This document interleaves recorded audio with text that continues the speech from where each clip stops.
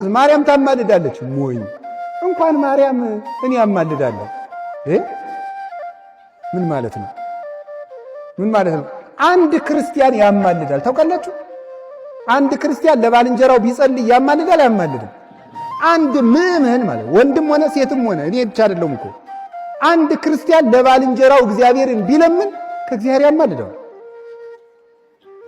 የቅዱሳን ፍጹም ነው፣ ነውር የለበትም። የኛ ግን ኃጢአት የተቀላቀለበት ነው። ለባልንጀራችን ብንጸልይ ከነ ነውራችን፣ ከነ ድክመታችን፣ ከነ ክፋታችን፣ ከነ ርኩሰታችን ነው እኛ ብንጸልይ። ድንግል ማርያም ግን ንጹሕ አእምሮዋን ይዛን የምትጸልይ።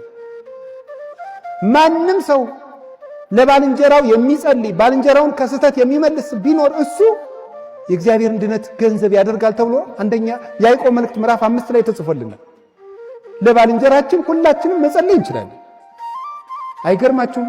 መታይ በሉ። ልክ ምን አላችሁ? መታይ። በቃ እኔ ወንድሜ አርሴማ ምን አድርጋልህ ነው ቢል መታይ